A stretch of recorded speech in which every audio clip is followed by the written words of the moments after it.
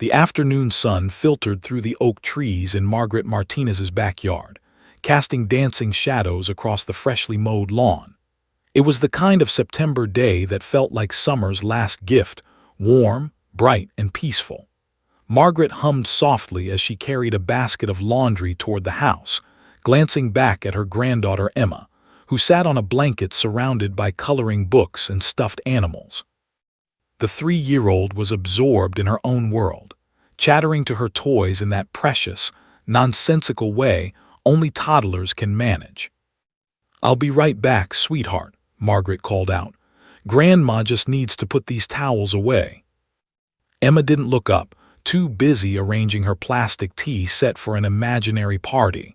Margaret smiled and stepped through the sliding glass door, leaving it open so she could hear if Emma called for her. She'd done this 100 times before. The backyard was fenced secure. It would only take a minute. But a minute was all it took. Margaret climbed the stairs to the linen closet, sorting the towels by color as she always did. She heard the neighbor's dog barking in the distance, the faint drone of a lawnmower several houses away. Normal sounds of a Saturday afternoon in their quiet Ohio suburb. She folded the last towel, placed it on the shelf, and headed back downstairs. "Emma, baby, would you like some apple slices?" she called out as she reached the kitchen. Silence. Margaret's heart didn't skip yet, not yet. Toddlers got quiet sometimes when they were concentrating. She walked to the sliding door and looked out at the blanket. Empty. Emma, her voice rose slightly. She stepped onto the patio, scanning the yard. The swing set stood still. The sandbox was undisturbed. "Emma, where are you? This isn't funny, sweetie." Margaret's pace quickened as she circled the yard, checking behind the shed, looking under the deck. Her breathing became shallow. "Emma," the panic in her voice now carried across the neighboring yards. She ran to the back fence, and that's when she saw it. The gate, the one that was always latched, was hanging open. The wooden latch had been painted recently, and Margaret's husband had mentioned it was sticking. He'd planned to fix it that weekend. The gate swung gently in the breeze, revealing the wooded area that stretched behind their subdivision. Miles of trees, undergrowth, and a creek that ran through the conservation area. Margaret's world tilted. She ran through the gate, screaming Emma's name until her throat burned. She called 911 with shaking hands, barely able to recite her own address through her tears. Within 20 minutes, the quiet neighborhood transformed into a command center. Police cruisers lined the street, their lights painting the houses in alternating red and blue. David Martinez arrived first, his face ashen, having broken every speed limit from his apartment across town. When Sarah pulled up 15 minutes later, the look she gave her ex-husband could have frozen fire, but there was no time for blame, not yet. Officer Jake Morrison arrived with the K-9 unit just as dusk began to settle over the trees. He'd been a canine handler for 7 years, and his German Shepherd, Rex, had found 13 missing persons in that time, 12 of them alive. He tried not to think about the one that wasn't. "I need something with the child's scent," Morrison said, his voice calm and professional. Sarah ran into the house and returned with Emma's favorite blanket, the pink one with the butterflies that she refused to sleep without. Rex, a magnificent 4-year-old German Shepherd with intelligent brown eyes, pressed his nose to the fabric. His tail went rigid, and he pulled at the leash. "He's got something," Morrison said. "Everyone please step back." The search began in earnest. Rex led them through the gate and into the woods, his nose to the ground, working in a zigzag pattern. Morrison carried a high-powered flashlight as darkness fell completely. Behind them, volunteer searchers spread out in a grid pattern, calling Emma's name every 30 seconds. The sound echoed through the trees, a haunting chorus of hope and desperation. Sarah walked in a daze, supported by her sister. David stayed close to the search teams, his jaw clenched, his hands balled into fists. Margaret sat on her porch steps, unable to move, replaying those 2 minutes over and over in her mind. 2 minutes. That's all it had been. Hours passed.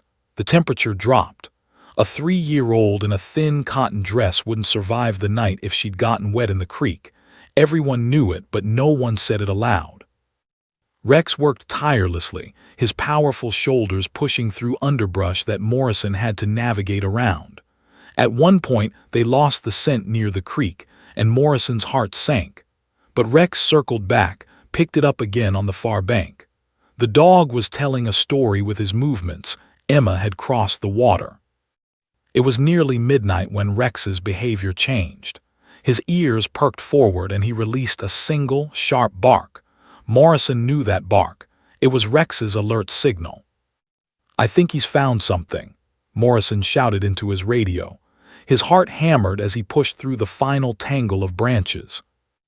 There, beneath a fallen oak tree whose massive trunk had created a small cave-like space, was Emma. She was curled into a ball, her dress muddy and torn, her blonde hair tangled with leaves. Her eyes were closed, her thumb in her mouth. She was shivering. "I've got her," Morrison yelled. "She's alive." Rex sat obediently, as trained, but his tail wagged with an intensity Morrison had rarely seen. The dog knew what he'd done. Morrison gently lifted Emma from her hiding spot. Her eyes fluttered open, glazed and confused. She didn't cry, didn't speak. She was too exhausted, too cold, possibly in shock.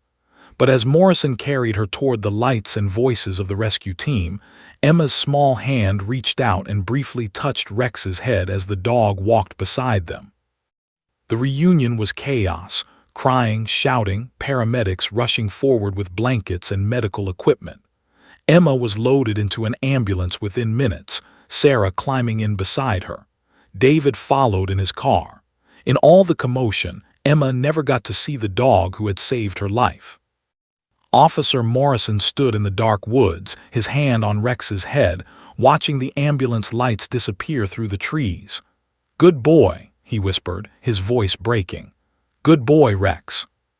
The dog looked up at his handler, tongue lolling, tail still wagging. To Rex, it was just another day's work. He had no way of knowing that 8 months later, he would see that little girl again, and that moment would change everything. The fluorescent lights in courtroom 3B of the Hamilton County Family Court cast a sterile, unflattering glow over everyone gathered there. Sarah Martinez sat rigidly on the left side of the gallery, her hands folded so tightly in her lap that her knuckles had gone white. Across the aisle, David Martinez stared straight ahead, his jaw clenched, refusing to look in her direction. Between them stretched 6 months of bitterness, accusation, and a chasm so wide it seemed impossible they had once promised to love each other forever. Their attorneys shuffled papers and whispered consultations while they waited for Judge Patricia Coleman to take the bench. Sarah's lawyer, Rebecca Chen, was a sharp woman in her 50s with steel-gray hair and a reputation for winning custody cases.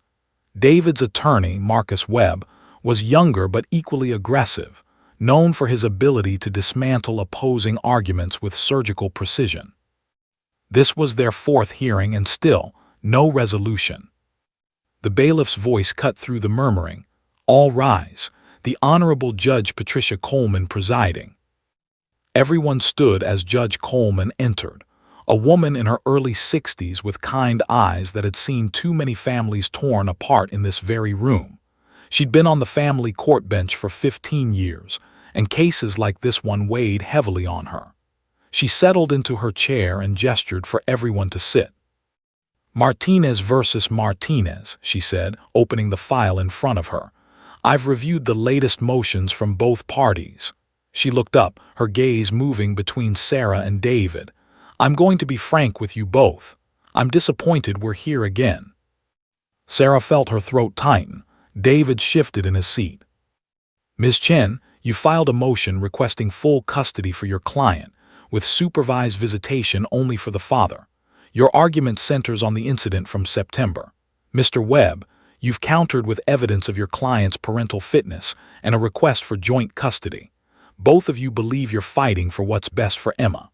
Judge Coleman removed her glasses and rubbed the bridge of her nose. "But from where I sit, this child is being used as a weapon in your war with each other." "Your Honor," Rebecca Chen stood. "With all due respect, my client's concerns are valid. Emma Martinez disappeared under Mr. Martinez's care." "She was at my mother's house," David burst out, half rising from his seat. "Mr. Martinez, you will remain seated and silent unless addressed," Judge Coleman said firmly. David sank back down, his face flushed. Rebecca continued, her voice measured. "The child was left in the care of the paternal grandmother, who by her own admission left Emma unsupervised long enough for the child to wander into a wooded area where she was lost for 8 hours. My client believes this demonstrates a pattern of negligence." Marcus Webb stood immediately. "Your Honor, this is a gross mischaracterization. Mrs. Margaret Martinez stepped inside her home for less than 2 minutes. The gate latch was faulty, something that could have happened at any household. The police report confirms there was no negligence, no charges filed. Ms. Martinez is weaponizing a traumatic accident to alienate the father from his daughter." Sarah felt tears burning behind her eyes. She'd replayed that day 1,000 times. The phone call from David's mother, hysterical, barely coherent. The drive to the hospital, not knowing if Emma was alive or dead. The 8 hours of hell where her baby was alone in the dark woods. Every time she dropped Emma off at David's apartment now, her hands shook. What if he wasn't paying attention? What if something else happened? But there was more to it than that, and Sarah knew it. The divorce had turned her into someone she didn't recognize, someone who kept score, who documented every late pickup, every forgotten lunch box, every time David chose work over his daughter. She told herself it was about protecting Emma, but late at night, she wondered if it was really about punishing David for the affair that had ended their marriage. "Your Honor," Rebecca pressed on, "we have documentation of 12 instances in the past 6 months where Mr. Martinez was late for scheduled pickups, 7 missed school events, and 4 occasions where he returned Emma with incomplete homework." "And we have evidence," Marcus interrupted, "that Ms. Martinez has systematically attempted to interfere with the father-daughter relationship. She's canceled agreed-upon visitations 3 times, claiming Emma was sick, with no medical documentation. She's made disparaging comments about Mr. Martinez in front of the child. She's enrolled Emma in activities during his custody time without consultation." Judge Coleman held up her hand. "Enough, both of you sit down." The attorneys complied. The courtroom fell silent except for the hum of the ventilation system. "Here's what I see," Judge Coleman said, her voice weary. "2 parents who are so focused on hurting each other that they've lost sight of their daughter. Ms. Martinez, I understand the incident was traumatic, but the investigation found no negligence. Children wander, it's what they do. Mr. Martinez, being a good father means being present, being on time, being engaged. Your work schedule cannot always take priority." David's hands gripped the armrests of his chair. Sarah bit her lip, tasting blood. "I'm ordering both of you into mandatory co-parenting counseling," the judge continued. "And I'm appointing a child psychologist to evaluate Emma and provide recommendations to this court. Dr. Lisa Chen from the Children's Advocacy Center will conduct the assessment." Rebecca stood again. "Your Honor, given Emma's age, is a psychological evaluation really appropriate? She's only 3 years old." 3.5, Judge Coleman corrected. "And yes, Ms. Chen, it's appropriate. Dr. Lisa Chen specializes in early childhood trauma. She's worked with children even younger than Emma. I want to understand how this custody battle is affecting this child and whether she can express any preferences about her care situation." "Your Honor, with respect, a 3-year-old cannot provide reliable testimony," Marcus said. "I'm not asking for testimony, counsel. I'm asking for an assessment. Dr. Chen will observe Emma, work with her over several sessions, and provide this court with her professional opinion." Judge Coleman made a note in the file. "We'll reconvene in 6 weeks. That gives Dr. Chen time to complete her evaluation. In the meantime, the current custody arrangement stands, alternating weeks with each parent." "Your Honor," both attorneys began simultaneously. 6 weeks, counselors. Use that time wisely. Help your clients remember that they're parents first, adversaries second. Judge Coleman closed the file with a decisive thump. This little girl deserves better than what you're giving her. Dismissed. As the judge left the bench, Sarah finally looked across the aisle at David. For just a moment their eyes met. She saw her own pain reflected there, the loss of their family, the death of the future they'd planned. But then David's expression hardened, and he looked away. They gathered their belongings in tense silence and left through separate exits, as they always did now. Neither of them could have imagined that in 6 weeks, their 3-year-old daughter would teach them both a lesson about what really mattered, and that a police dog named Rex would be the one to deliver it. Outside the courthouse, Sarah sat in her car and cried. Down the street, David did the same. And somewhere across town, little Emma played with her toys, too young to understand why Mommy and Daddy couldn't be in the same room anymore, but old enough to feel the absence of something that used to make her feel safe. Dr. Lisa Chen's office looked nothing like a typical sterile medical space. The walls were painted a warm butter yellow, and child-sized furniture filled the room alongside regular adult chairs. Shelves overflowed with toys, art supplies, puppets, and dollhouses. A large window let in natural light, and in the corner sat a small table covered with finger paints, markers, and blank paper. This was a space designed to make children feel safe enough to reveal their inner worlds. Emma Martinez sat cross-legged on a soft rug, carefully arranging a family of toy bears around a miniature house. Dr. Chen watched from a nearby chair, her notepad resting on her lap, pen in hand but not actively writing. She'd learned long ago that children Emma's age responded better when they didn't feel observed or studied. This was their 4th session together, and Emma was finally starting to open up. "This is the mommy bear," Emma said, holding up a brown bear wearing a tiny dress. "And this is the daddy bear." She picked up a larger bear with a blue shirt. She placed them on opposite sides of the dollhouse. "They don't live together anymore." Dr. Chen's heart squeezed. "They don't." Emma shook her head, her blonde curls bouncing.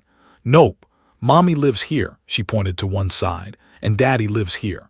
She pointed to the other side, "and the baby bear has to go back and forth, back and forth." She walked a small bear between the two sides, her voice taking on a sing-song quality that didn't quite mask the sadness underneath. "How does the baby bear feel about that?" Dr. Chen asked gently. Emma paused, thinking hard. "Tired, the baby bear gets tired." Dr. Chen made a mental note. In their previous sessions, Emma had shown signs of stress. She was quieter than typical 3-year-olds, more withdrawn.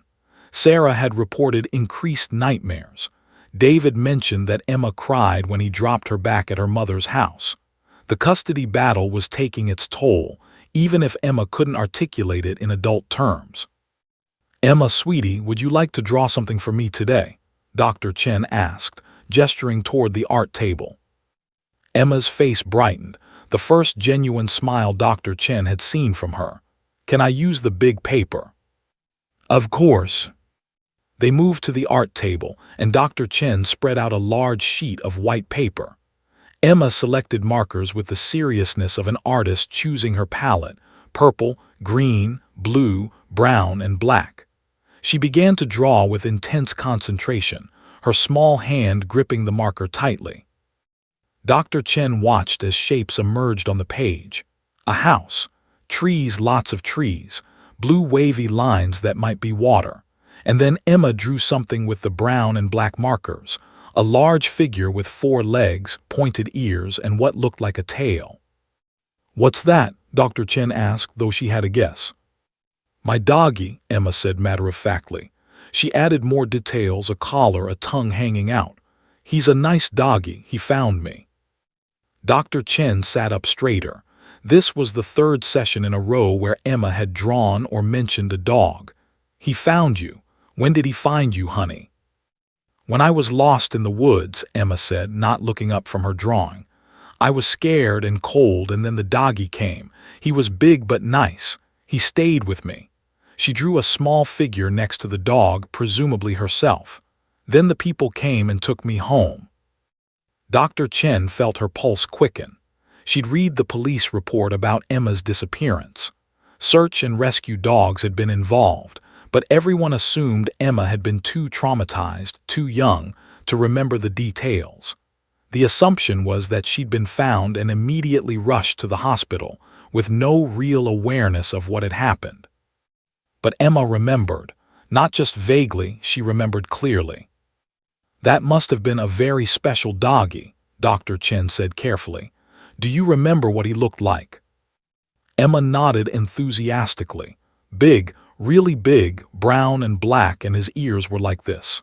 She held her hands up beside her head, mimicking pointed ears. "And he had a vest thing, and his person had a flashlight." A German Shepherd. Emma was describing a German Shepherd in a K9 vest. The detail about the handler's flashlight was something a child wouldn't fabricate. It was a specific, concrete memory. Over the next 2 sessions, Dr. Chen explored this memory further, always careful not to lead or suggest.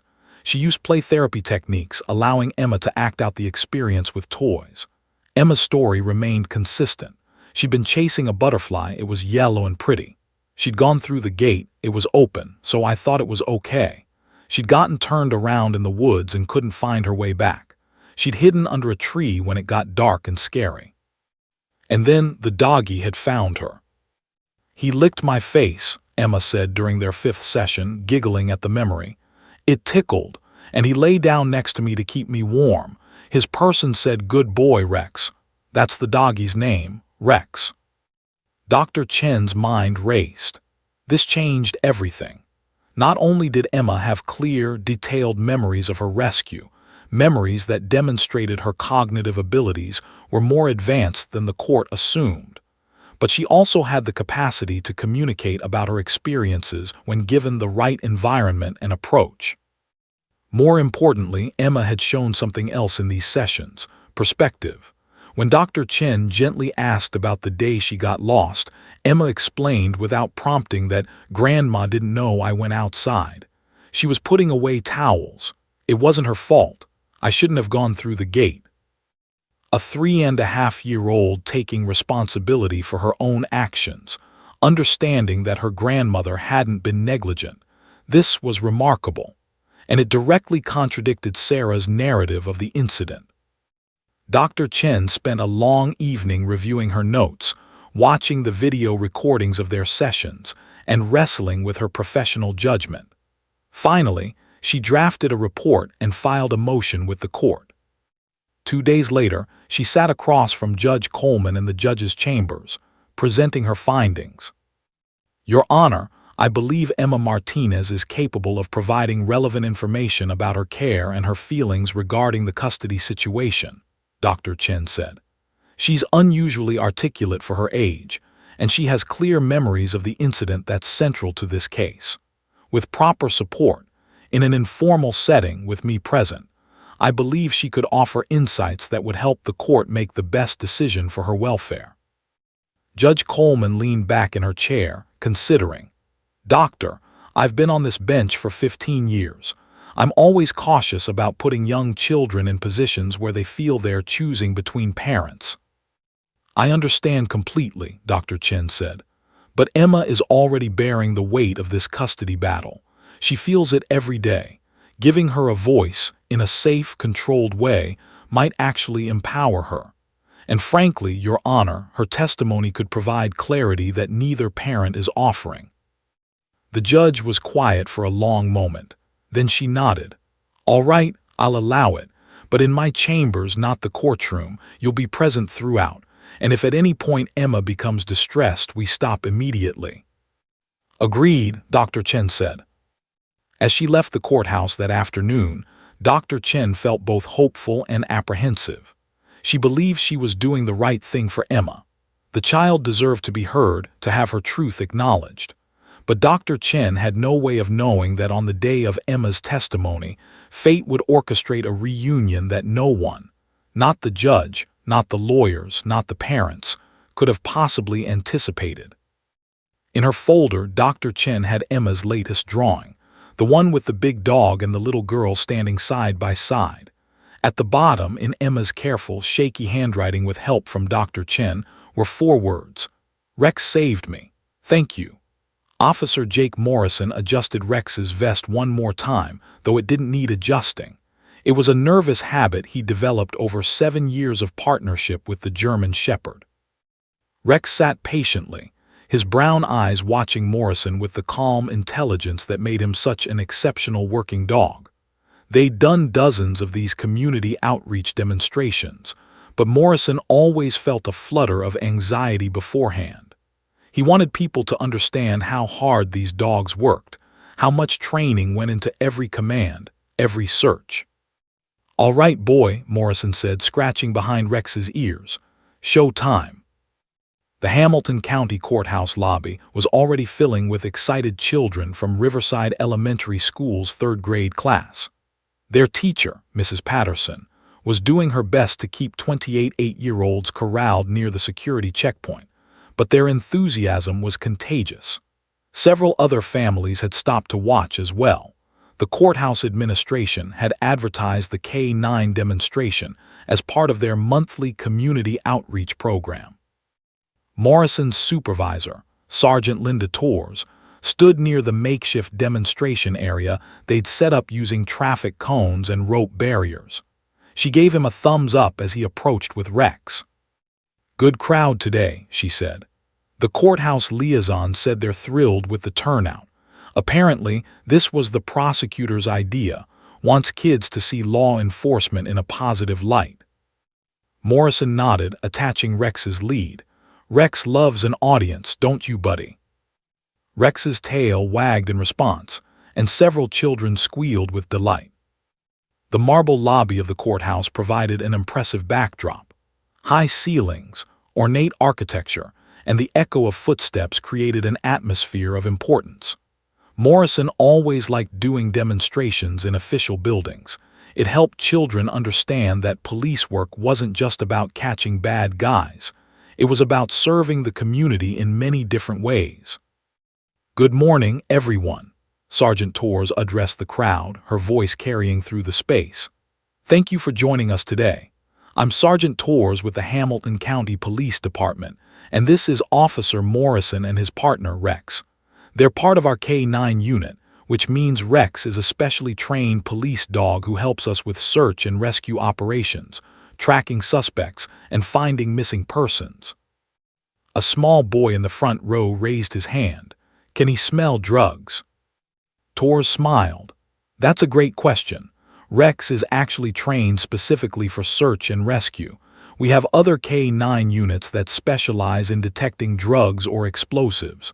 Rex's superpower is finding people." Morrison stepped forward with Rex, and the dog immediately sat at attention, the picture of professional discipline. "Rex has been my partner for 7 years, Morrison explained. He's found 13 missing people in that time. Some were lost hikers, some were children who wandered away from home, and some were elderly people with dementia who became confused and disoriented." He walked the crowd through Rex's typical day, the early morning training sessions, the physical conditioning, the mental stimulation exercises that kept Rex sharp. He explained how a working dog was different from a pet, though Rex definitely got plenty of affection and playtime too. "Can we see him find something?" a little girl called out. "Absolutely," Morrison said. "Mrs. Patterson, could we borrow your scarf?" The teacher handed over her colorful silk scarf, and Morrison let Rex smell it thoroughly. Then he had 2 courthouse security guards take the scarf and hide it somewhere in the lobby, behind a planter, under a bench, tucked into a corner. The children watched with rapt attention. When the security guards returned, Morrison gave Rex the command, "Such," the German word for search, that most police dogs were trained in. Rex's entire demeanor changed. His nose went to the ground, his body became focused and purposeful. He worked the lobby in a systematic pattern, his powerful shoulders moving as he navigated around people and furniture. Within 90 seconds, He'd located the scarf tucked behind a large potted plant. He sat immediately next to it, his trained, alert behavior, and looked back at Morrison. The crowd erupted in applause. Rex's tail wagged with pride. Morrison rewarded Rex with a treat and praise, then demonstrated several other commands: sit, stay, heel, down. He showed how Rex could jump over obstacles, crawl under barriers, and even how the dog would protect his handler if commanded to do so, though he emphasized this was carefully controlled training that should never be attempted with pet dogs. "Officer Morrison," Mrs. Patterson asked, "what's the most memorable rescue Rex has been involved in?" Morrison's expression grew thoughtful. He didn't usually get personal during these demonstrations, but something about the question touched him. "6 months ago," he said, his voice softening, "we were called to search for a missing 3-year-old girl. She'd wandered into a wooded area behind her grandmother's house. It was getting dark, temperature was dropping, and we were running out of time." The children leaned forward, hanging on every word. "Rex picked up her scent and tracked her for nearly 2 miles through rough terrain. We crossed a creek, pushed through thick underbrush, and finally found her hiding under a fallen tree. She was cold, scared, but alive." Morrison's hand rested on Rex's head. "That little girl is safe today because of this dog. He never gave up, never stopped searching. That's what makes these K-9 officers so special. They don't care about recognition or medals. They just want to do their job and help people." Several parents in the audience had tears in their eyes. The children looked at Rex with newfound awe and respect. What Morrison didn't know, what he couldn't possibly know, was that 2 floors directly above them, in Judge Patricia Coleman's chambers, preparations were being made for Emma Martinez's testimony. Dr. Lisa Chen was reviewing her notes, making sure Emma felt comfortable. Sarah and David Martinez sat in separate corners of the judge's waiting area, both nervous about what their daughter might say. The attorneys were finalizing their questions, assuming this would be a brief, perhaps inconsequential meeting. And Emma herself, holding Dr. Chen's hand, was walking down the second-floor corridor toward the judge's chambers, her small shoes making soft squeaking sounds on the polished marble floor. The timing was pure coincidence. The K-9 demonstration had been scheduled weeks earlier. Emma's testimony had been set for this same morning only 5 days ago, when Judge Coleman had a last-minute cancellation in her calendar. 2 separate events, 2 separate purposes, happening simultaneously in the same building. Morrison continued his demonstration, showing the children how Rex could detect scents on objects, how his powerful nose could distinguish between different people, how he never forgot a smell once he'd learned it. Rex performed flawlessly, as always, his tail wagging, his eyes bright with the joy of working. Neither of them had any idea that the little girl Morrison had pulled from under that fallen tree 6 months ago was in the building. Neither knew that in just a few minutes, Emma would pass by the second-floor railing overlooking the lobby. Neither could have predicted what would happen when she did. Fate, it seemed, had its own plans. As Morrison wrapped up the demonstration and posed for photos with the children, each one getting a chance to pet Rex under careful supervision, the universe was quietly arranging a reunion that would change everything, not just for a 3-year-old girl and her rescuer, but for 2 parents who had forgotten how to see past their own pain. Dr. Lisa Chen felt Emma's small hand tighten in hers as they walked down the second-floor corridor of the courthouse. The little girl had been quiet all morning, her usual spark dimmed by the formal surroundings and the weight of what lay ahead. Dr. Chen had explained in simple terms that they were going to talk to a nice judge, that Emma could say whatever she felt, and that no one would be angry with her no matter what she said. But Emma's steps had grown slower as they approached Judge Coleman's chambers, and Dr. Chen could feel the child's anxiety radiating through their joined hands. "You're doing great, sweetheart," Dr. Chen said softly. "Remember, you can bring your stuffed bunny with you if you want." Emma clutched the worn pink bunny closer to her chest with her free hand but didn't respond. Behind them, Sarah Martinez walked with her attorney, Rebecca Chen, her heels clicking against the marble floor. Sarah's face was pale, her expression a mixture of hope and dread. What would her daughter say? Would Emma ask for more time with David? Would she reveal something that would damage Sarah's case? They passed the administrative offices, the family law library, the mediation rooms. The corridor opened up ahead where an ornate iron railing overlooked the courthouse's grand lobby below. Dr. Chen had walked this path 100 times before, always focused on her destination, rarely looking down at the activity in the lobby. But Emma stopped. She stopped so abruptly that Dr. Chen stumbled slightly, pulled back by their joined hands. "Emma, what's wrong, honey?" Emma wasn't listening. She'd pulled free from Dr. Chen's grasp and was moving toward the railing, drawn by something below. Her stuffed bunny fell forgotten to the floor. Dr. Chen followed quickly, concerned that the child might try to climb or lean too far over. But Emma wasn't trying to climb. She was gripping the iron bars of the railing, standing on her tiptoes, her entire body suddenly rigid with attention. And then, before Dr. Chen could process what was happening, Emma's small voice rang out through the marble corridor, loud, clear, and filled with a joy that Dr. Chen had never heard from her before. "That's HIM." The words echoed off the high ceilings, bouncing through the courthouse like a bell. Heads turned in the corridor. Sarah froze mid-step.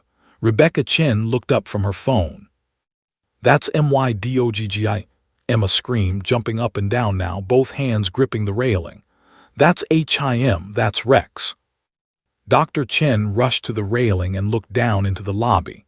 Below, she saw the K9 demonstration still in progress, a police officer with a German shepherd, surrounded by children and families. The officer had looked up at the sound of Emma's voice, shading his eyes against the light from the skylight above. Emma was crying now, tears streaming down her face, but she was smiling, the biggest, most genuine smile Dr. Chen had ever seen from her. "He found me," Emma shouted down, her voice breaking with emotion. "He found me when I was scared. Rex, Rex." The German shepherd's ears had perked up at the sound of his name. The dog shifted his attention from the children around him to the upper level, tilting his head in that distinctly canine expression of curiosity.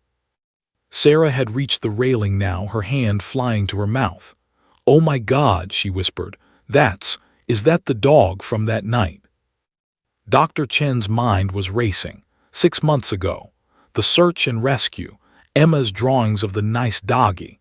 The name Rex that Emma had mentioned in their sessions. It had all been real, all been precise memories, and now, impossibly, that same dog was here in this building at this exact moment. Emma was sobbing openly now, trying to climb through the railing bars. "I want to see him. I want to see Rex. Please, please, I need to see him." Dr. Chen knelt beside Emma, her own eyes welling with tears. "Okay, sweetheart, okay. We'll see if he can come up here all right." Security guards had already started moving toward the situation, concerned about the commotion. Sarah was on her phone, calling David. "You need to get here right now. Something's happening with Emma," her voice shaking. Other people in the corridor had gathered, drawn by Emma's cries. Officer Morrison, still in the lobby, spoke urgently into his radio. "This is Morrison. I need clarification on something. There's a child on the second floor who seems to recognize Rex. She's calling him by name. Can someone tell me what's going on up there?" Sergeant Torres took control of the lobby situation, moving the school group to a safe distance while Morrison tried to understand what was happening. The dispatcher's voice crackled back. "Stand by, Morrison. We're getting conflicting reports. There's some kind of family court hearing in progress." Emma had stopped shouting but hadn't stopped crying. She pressed her face against the railing, her small hands wrapped around the iron bars. "Please," she whimpered. "I want to see Rex. He saved me. He saved me, and I never got to say thank you." Dr. Chen's professional composure crumbled. This wasn't just a child recognizing a dog. This was a traumatized little girl who had been reunited with her protector, the one being who had been there for her in her darkest, most terrifying moment, the dog who had stayed with her when she was alone and afraid, the dog who had quite literally saved her life. Judge Coleman's clerk appeared in the corridor, drawn by the noise. "What on earth is going on out here?" "We need to pause the hearing," Dr. Chen said firmly, still kneeling beside Emma. "And we need to bring that K-9 officer and his dog up here immediately."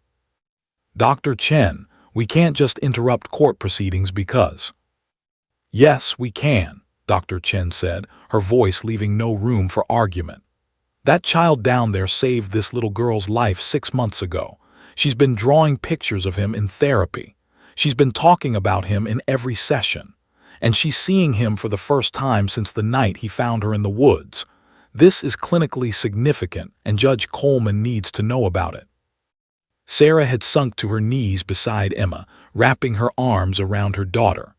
For the first time in months, her focus wasn't on the custody battle, wasn't on David, wasn't on winning.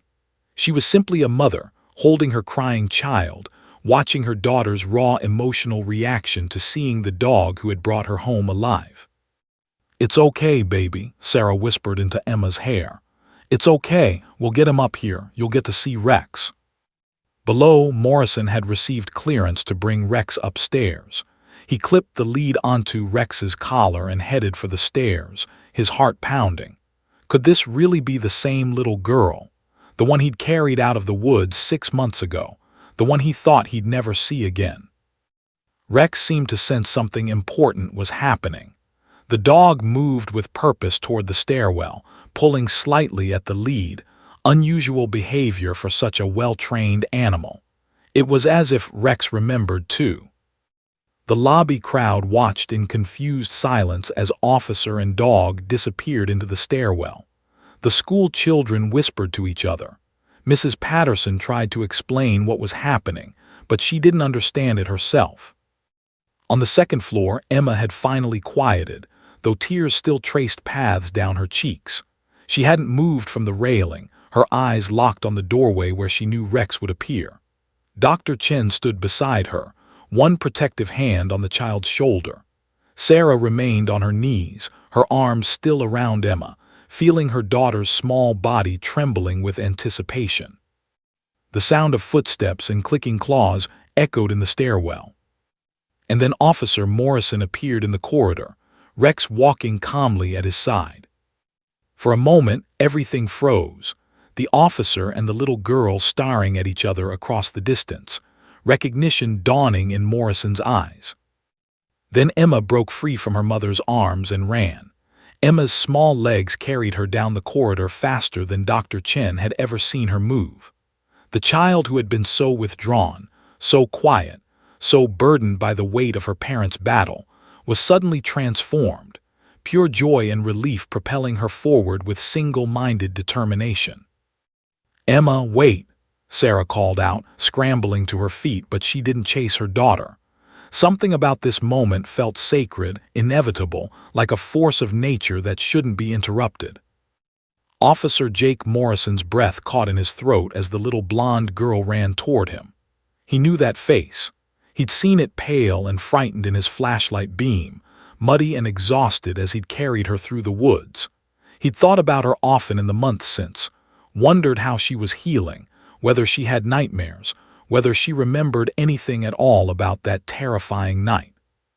And now here she was, running to him. No, running to Rex. Morrison's training kicked in even as his emotions surged. He dropped to one knee, keeping Rex's lead secure but giving the dog enough slack to respond naturally. Rex's entire body had gone alert, his tail beginning a slow wag that grew more enthusiastic with each passing second. The dog remembered too. Morrison was certain of it. "Easy, Rex," Morrison said softly, not as a command but as a reassurance. "Easy, boy." Emma skidded to a stop about 3 feet away, suddenly shy despite her desperate run. She stood there, chest heaving, tears streaming down her face, staring at Rex with an expression of wonder and longing that made Morrison's eyes burn. "Is it really you?" Emma whispered. "Are you really Rex?" At the sound of his name in that small voice, Rex whined, a soft, almost imperceptible sound that Morrison had only heard a handful of times in their 7 years together. It was the sound Rex made when something touched him deeply, when his animal instincts connected with his training to recognize something profoundly important. "This is Rex," Morrison confirmed, his voice thick. "And you're the little girl from the woods, aren't you, Emma?" Emma nodded, her whole body trembling. "You remember me?" "Of course I remember you," Morrison said, and he had to clear his throat. "We've thought about you a lot, wondered how you were doing." Can I pet him?" Emma asked, her hands clasped in front of her as if in prayer. "Please. I wanted to say thank you, but they took me away so fast and I never got to tell him thank you." Morrison looked up at Dr. Chen, who had approached carefully and now stood a few feet behind Emma. The psychologist nodded, tears visible on her own cheeks. "Of course you can," Morrison said. "Rex Platz, the German command for down." Rex immediately lay down on the marble floor, his head up, his eyes fixed on Emma with that intense, intelligent gaze that had made him such an exceptional working dog. His tail continued to wag, sweeping back and forth across the polished floor. Emma dropped to her knees and crawled the last few feet. Then, with a sob that seemed to come from the depths of her small soul, she threw her arms around Rex's neck and buried her face in his fur. "You saved me," she cried. "You found me when I was so scared. You stayed with me and kept me warm. You're the best doggy in the whole world." Rex remained perfectly still, accepting the embrace with a gentleness that Morrison had rarely witnessed. The dog's head turned slightly, and he licked Emma's ear, the same gesture he'd made in the woods when Morrison had first found them together. Emma laughed through her tears, a sound of pure, uncomplicated joy. Morrison felt his professional composure shattering. He'd been trained to remain detached, to do his job and move on to the next call. But this small child who had survived because Rex never gave up, who had been given a second chance at life because of his partner's incredible nose and tireless dedication, this was why he did this work. This moment made every difficult search, every heartbreak, every long night worth it. Sarah had reached them now, moving slowly, respectfully. She knelt on the floor beside her daughter, watching Emma cling to the dog who had brought her baby home. "Officer," Sarah said, her voice breaking, "I'm Emma's mother. I never got to thank you properly. That night was such chaos and I was so focused on getting Emma to the hospital." She couldn't continue, overcome by emotion. Morrison reached out and gently squeezed her shoulder. "You don't need to thank me. This is what we do, but Rex, he's the hero here. He never stopped, never gave up. He knew she was out there and he wasn't going to rest until he found her." By now, a small crowd had gathered in the corridor. Court clerks, attorneys, other families waiting for hearings, all stood in respectful silence, watching this reunion. Several people were crying openly. Even the security guards, who'd seen countless dramatic moments in this courthouse, seemed moved. David Martinez burst through the stairwell door, having run from the parking garage where he'd just arrived. "Emma, Sarah, what's—" He stopped, taking in the scene before him.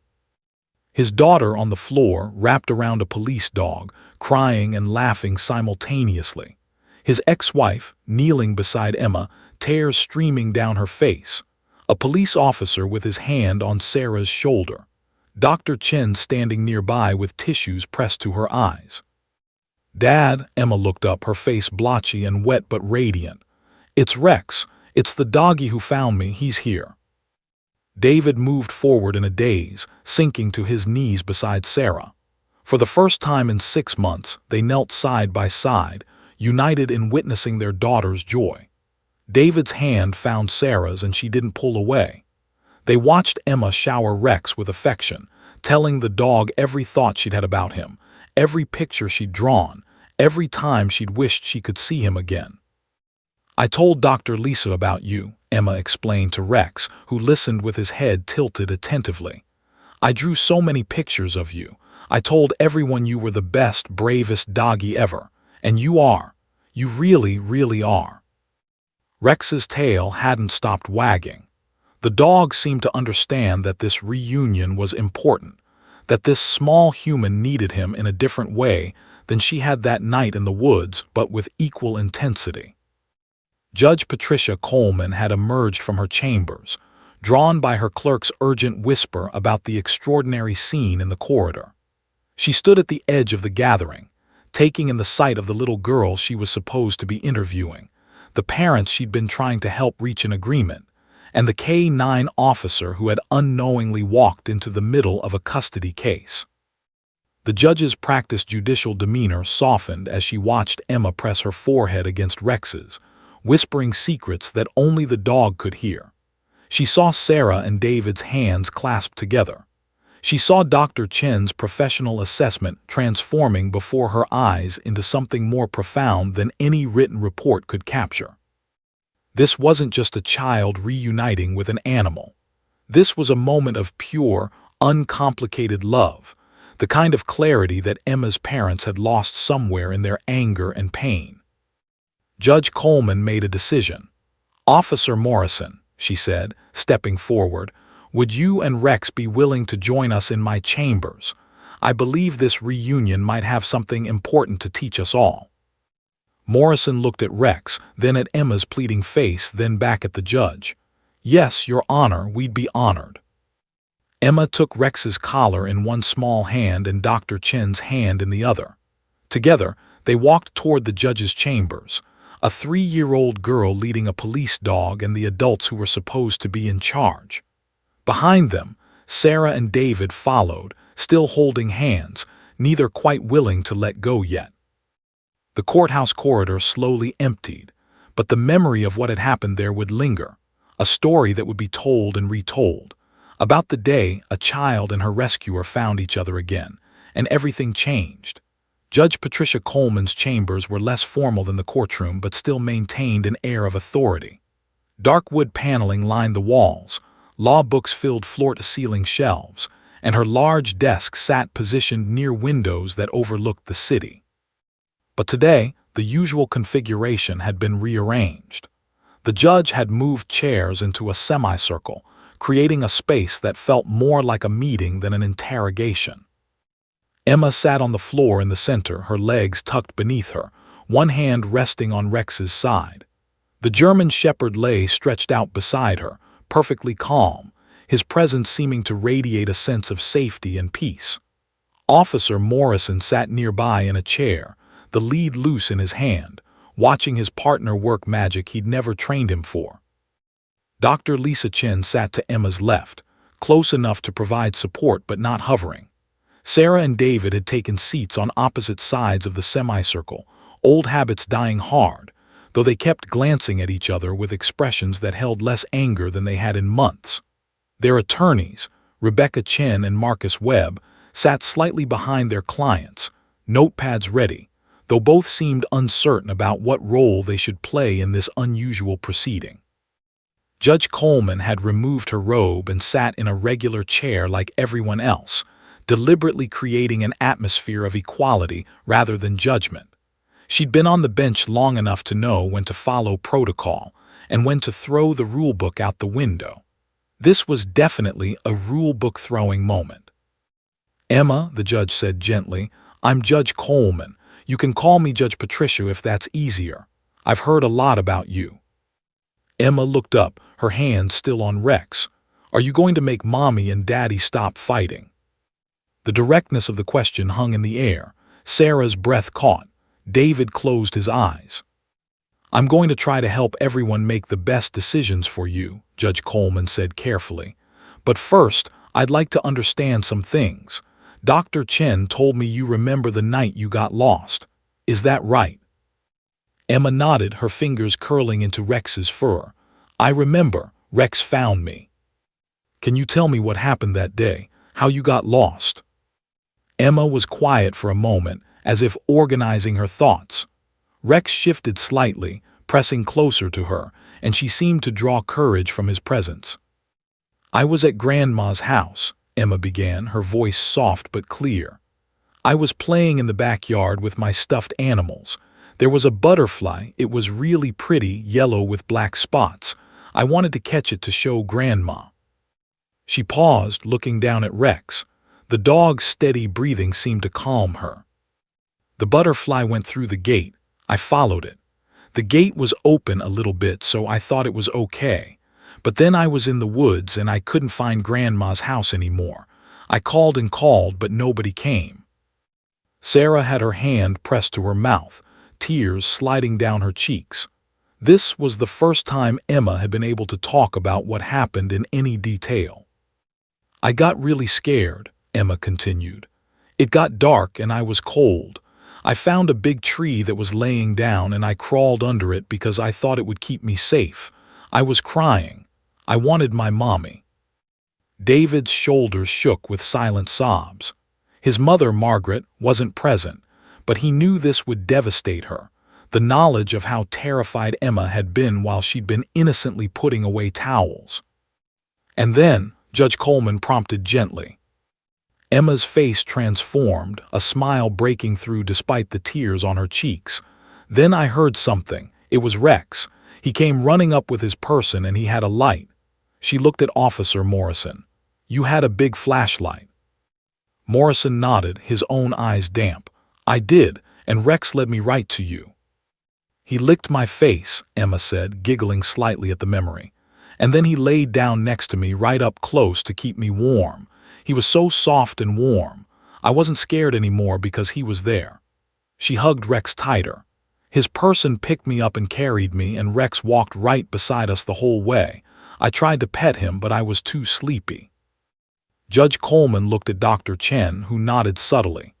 This matched everything Emma had described in their sessions: consistent, detailed, and emotionally coherent. "Emma," the judge said carefully, "do you remember how you got outside at Grandma's house? Was Grandma watching you?" Emma shook her head firmly. "Grandma didn't know. She told me she was going inside to put towels away. She said to stay on the blanket and she'd be right back. But I saw the butterfly and I forgot.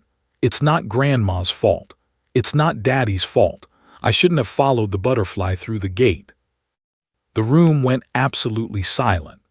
A 3.5-year-old child had just absolved everyone of blame, taking responsibility for her own actions with a clarity that none of the adults had managed in 6 months of fighting. Rebecca Chen leaned forward. "Your Honor, while this is touching, I don't think we can." "Ms. Chen," Judge Coleman said quietly but firmly, "I suggest you listen." Officer Morrison cleared his throat. "Your Honor, if it helps, I have my incident report from that night. I reviewed it before coming up. Emma wandered off while her grandmother was inside the house for approximately 90 seconds. The gate latch was faulty. We documented it. The investigating officers found no evidence of neglect or supervision failure. It was determined to be an accident." He pulled out his phone and scrolled to the photos he'd saved. "Here, these are from that night. The latch mechanism was painted recently and had stuck in the open position. Anyone could have missed it. It could have happened in any backyard in America." Sarah stared at the photos, her carefully constructed narrative of negligence crumbling before her eyes. She'd been so angry, so determined to prove that David's family was careless, that she'd convinced herself the incident was more than what it was: a tragic accident that, by Grace and Rex's incredible abilities, had ended without permanent harm.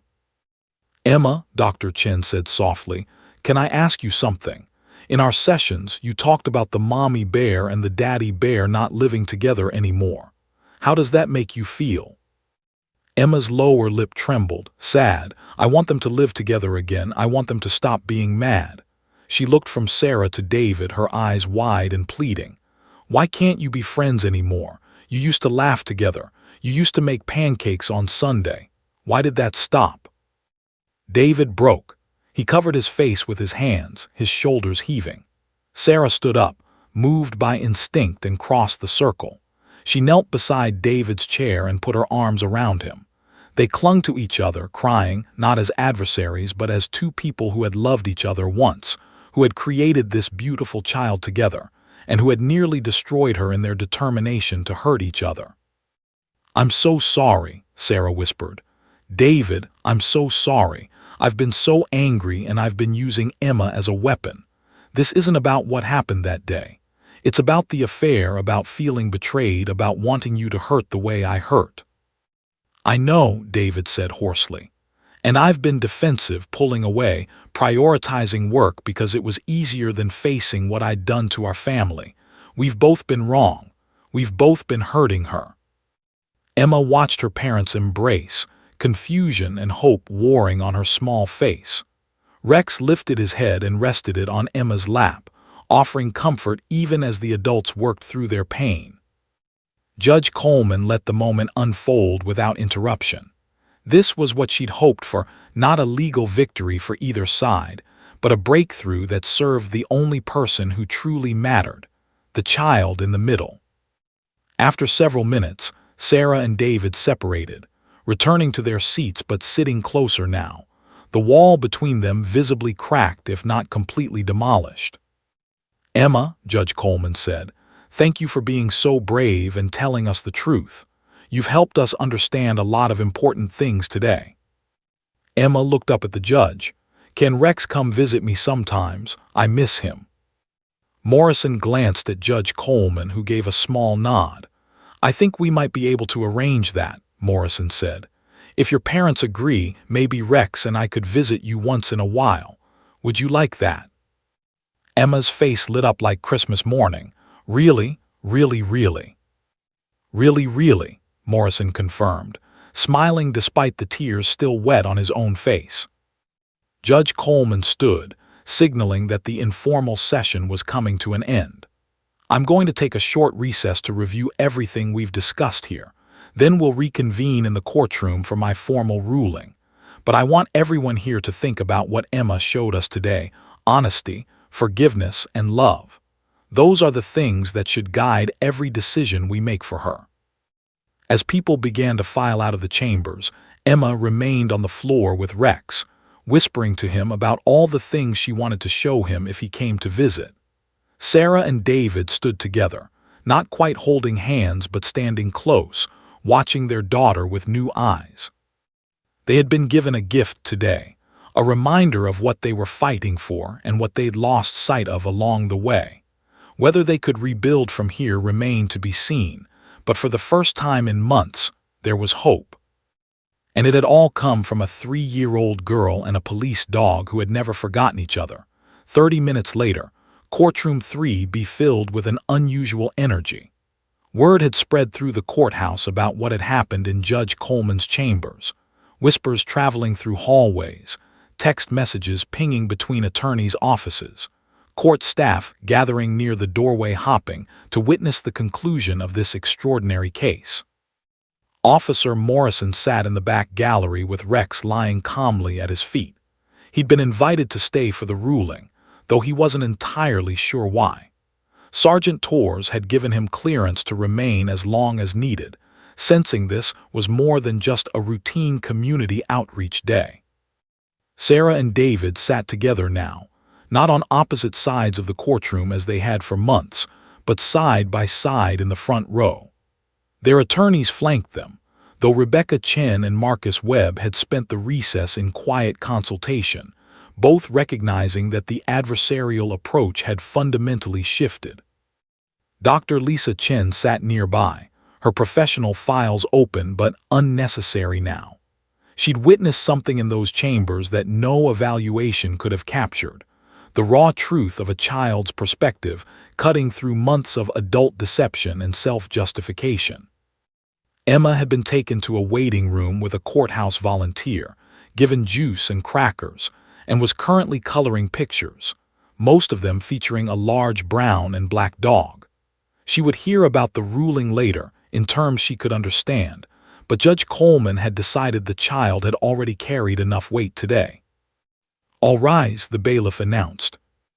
Judge Patricia Coleman entered and took her seat, looking out at the unusually crowded courtroom. She saw the expectant faces, the cameras that reporters had somehow gotten permission to bring in. She'd later learned that a journalist had been in the lobby during the K9 demonstration. and the weight of attention on what should have been a routine custody hearing. But nothing about today had been routine. "Please be seated," she said, waiting for the rustle of movement to settle. "We're here for the final custody determination in the matter of Martinez versus Martinez. But before I issue my ruling, I want to speak about what I witnessed today." She paused, gathering her thoughts, aware that her words would matter not just to this family, but potentially to many others who would hear this story. "I've been on the family court bench for 15 years, Judge Coleman began. "I've seen hundreds of custody cases. I've watched parents use their children as pawns, weaponize their pain, and lose sight of what matters in their determination to win. I've grown, I'll admit, somewhat cynical about human nature when marriages end." Sarah felt David's hand find hers under the armrest. She squeezed it. "Today, a 3-year-old child taught all of us, a lesson in clarity, forgiveness, and love." The judge's voice grew thick with emotion. "Through an extraordinary coincidence, Emma Martinez encountered the police dog who saved her life 6 months ago. What I witnessed in that reunion, and in the conversation that followed, has profoundly affected how I view this case." Judge Coleman looked directly at Sarah and David. Emma described the day she got lost with remarkable accuracy and honesty. She took responsibility for her own actions. At 3 years old, she demonstrated more accountability than many adults I've seen in this courtroom. She absolved her grandmother of blame, recognizing that accidents happen despite our best efforts. And most importantly, she showed us what she really needs. Not parents competing for her loyalty, but parents working together for her well-being. The courtroom was absolutely silent. Even the court reporter's fingers had stilled on the keys. "I'm ordering joint physical custody with equal parenting time," Judge Coleman announced. "Both parents will share in all major decisions regarding Emma's education, health care, and welfare. You will coordinate schedules, attend school events together, and present a united front for your daughter." Rebecca Chin started to stand, perhaps to object, but Sarah's hand on her arm stopped her. "Furthermore," the judge continued, "both parties will participate in mandatory co-parenting counseling for a minimum of 6 months. Dr. Lisa Chen will continue working with Emma to ensure she's adjusting well to the custody arrangement. And I'm going to add one more unusual provision to this order." Judge Coleman looked toward the back of the courtroom where Officer Morrison sat with Rex. "Officer Morrison, would you and Rex be willing to visit Emma on a monthly basis for the next 6 months? I believe continued contact with the dog who saved her will aid in her emotional recovery and provide stability during this transition." Morrison stood surprised. "Your Honor, I'd be honored. Rex and I would both be honored." A ripple of emotion moved through the courtroom. Several people dabbed at their eyes with tissues. "Now," Judge Coleman said, her voice taking on a firmer edge, "I want to address what brought us here in the first place. Ms. Martinez, you used your daughter's traumatic experience as ammunition in a custody battle, distorting facts to paint the father as negligent. That was wrong, and it damaged your daughter." Sarah's head dropped, tears falling onto her clasped hands. "Mr. Martinez, your emotional withdrawal and prioritization of work over presence also hurt your daughter.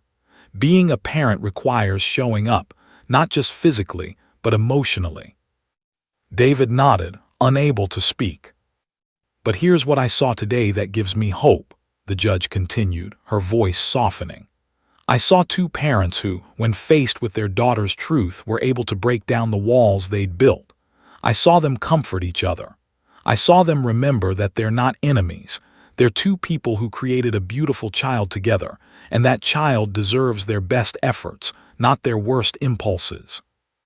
Judge Coleman picked up her gavel but didn't strike it yet. Emma recognized her rescuer after 6 months because that dog represented something pure, unconditional help in her moment of greatest need. No agenda, no manipulation, just a being who searched for her until she was found. That's what parenting should be. Not about winning or being right, but about showing up, searching tirelessly for what your child needs and never giving up on her. She paused, looking around the crowded courtroom. We get so caught up in our battles, in our hurt, our anger, our need to be vindicated, that we forget what we're fighting for. A 3-year-old shouldn't have to remind us of that, but today, one did. Emma remembered not the bitterness, not the blame, but the one who saved her when she was afraid. Perhaps we all need to remember that kind of clarity. The judge's gavel came down with a decisive crack. This court is adjourned. But no one moved. The courtroom remained frozen, people caught in the emotional undertow of what they'd just witnessed. Then slowly, someone in the back began to clap. Others joined. Within seconds, the entire courtroom was applauding, not for a legal victory, but for the possibility of healing, for the wisdom of a child, for the reminder of what truly mattered. Sarah and David stood together, and this time when they embraced, it wasn't the desperate clinging of earlier. It was the tentative, fragile beginning of something new, not a reconciliation of their marriage, perhaps, but a partnership in parenting that put Emma first. Officer Morrison made his way forward with Rex, and the crowd parted for them. When he reached Sarah and David, both parents knelt to greet the dog who had given them this second chance. "Thank you," Sarah whispered to Rex, stroking his soft ears. "Thank you for bringing her back to us, all of us." Outside the courthouse, a photographer captured the moment that would go viral by evening. Emma on the courthouse steps, her small arms wrapped around Rex's neck, her parents kneeling on either side with their hands touching behind her back, all of them smiling. Not the forced smiles of people pretending, but genuine joy. The headline would read, "3-year-old's reunion with rescue dog stops custody battle." But those who had been in that courtroom knew it was more than that. It was a story about how love, pure, uncomplicated love, could cut through even the deepest pain. How a child's truth could heal adult wounds. How sometimes the most profound wisdom came from the most unexpected sources. In the months that followed, Sarah and David would work hard in counseling. They would stumble, argue, and have setbacks. But they would also show up to Emma's preschool recital together, coordinate birthday parties, and slowly rebuild trust. They would never remarry, but they would become friends again, real friends, united in their love for their daughter. And once a month, Officer Morrison and Rex would visit. Emma would show Rex her latest drawings, tell him about preschool, and they would walk in the park together. Each visit reminded everyone involved of the day everything changed.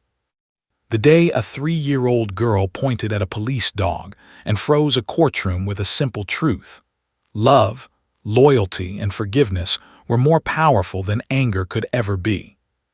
The day Emma Martinez taught a room full of adults that sometimes the way forward was to remember who saved you when you were lost in the dark, and to never stop being grateful for that light.